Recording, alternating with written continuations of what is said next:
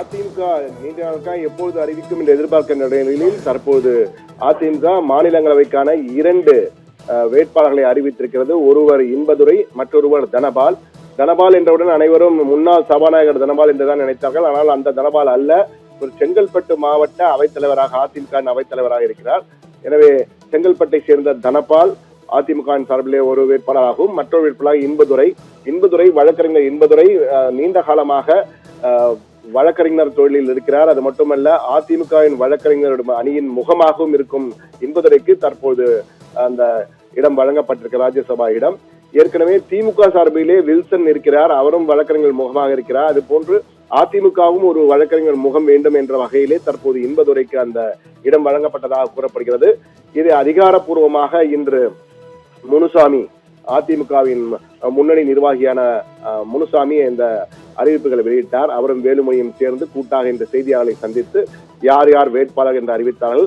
அதைவிட முக்கியமான தனபால் என்பதை போட்டியிடுகிறார்கள் 2 சீட்டு. எனவே மொத்தமாக 6 பேர் தமிழகத்திலிருந்து தேர்வாகிறார்கள். அந்த 6 பேருக்கு போட்டி இருக்காது என்று நினைக்கிறேன். 2 வேட்பாளர்கள் தான் அறிவித்திருக்கிறார்கள். எனவே 6 பேர்களும் போட்டியின்றி தேர்வாகக்கூடிய வாய்ப்பு தற்போது ஏற்பட்டிருக்கிறது. வெகு விரைவில் அந்த செய்தியும் பிரேக்கிங் செய்தியாக நம்ம வரும்.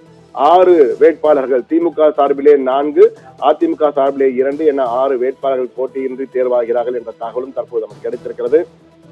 தனபால் என்பதுரை அறிவிப்பு மட்டுமல்ல, தேமுதிகவுடன் கூட்டணி தொடரும் என முனுசாமி அறிவித்தது மிக முக்கியமானது. சில தினங்களுக்கு முன் தேமுதிகவின் முக்கிய முன்னணி நிர்வாகியான சுதீஷ் எடப்பாடி பழனிசாமியை சந்தித்து பேசினார். அதன் பின் ஏதோ ஒரு அறிவிப்பு வரும் என்று எதிர்பார்க்கின்ற நிலையில் தற்போது தேமுதிகவுடன் கூட்டணி தொடரும் என அதிமுக அதிகாரப்பூர்வமாக அறிவித்திருக்கிறது.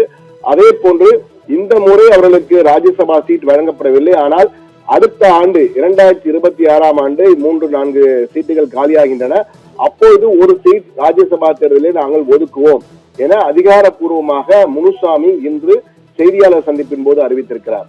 அதே போன்று ஜெயக்குமார், முன்னாள் அமைச்சர் ஜெயக்குமார், ராயபுரம் தொகுதியை சேர்ந்த முன்னாள் அதிமுக எம்எல்ஏவும் முன்னாள் அமைச்சரும் முன்னாள் சபாநாயகருமான ஜெயக்குமாருக்கு ராஜ்யசபா சீட் வழங்கப்படும் என்று பெரிதாக எதிர்பார்க்கப்பட்டது. ஆனால் தற்போது அவருக்கு சீட் இல்லை என்பது தெளிவாகிவிட்டது. தனபாலுக்கும் இன்பதுரைக்கும் கொடுக்கப்பட்டது. இன்பதுரைக்கு கொடுக்கப்படும் என்ற எதிர்பார்ப்பு அதிகமாகவே இருந்தது. ஆனால் தனபால் சர்ப்ரைசிங் சாய்ஸ் என்பார்கள், அது போன்ற ஒரு ஆச்சரியமான தேர்வாக தனபாலுக்கு கொடுக்கப்பட்டிருக்கு என்பது குறிப்பிடத்தக்கது.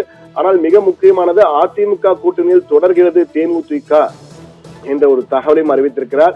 எனவே எடப்பாடி பழனிசாமி மெகா கூட்டணியை உருவாக்கும் முயற்சியில் இருக்கிறார் என்பதற்கு தற்போது தெளிவாக தெரிந்திருக்கிறது. பாஜக, அதிமுக, தேமுதிக 3ம் தற்போது உறுதியாக இருக்கிறது அந்த கூட்டணியில்.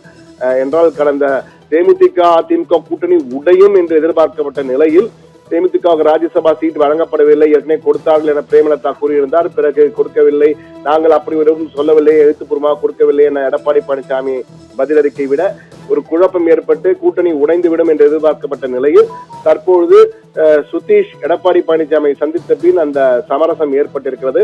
எனவே தேமுதிக கூட்டணி தொடரும் என்று அறிவிக்கப்பட்டிருக்கிறது.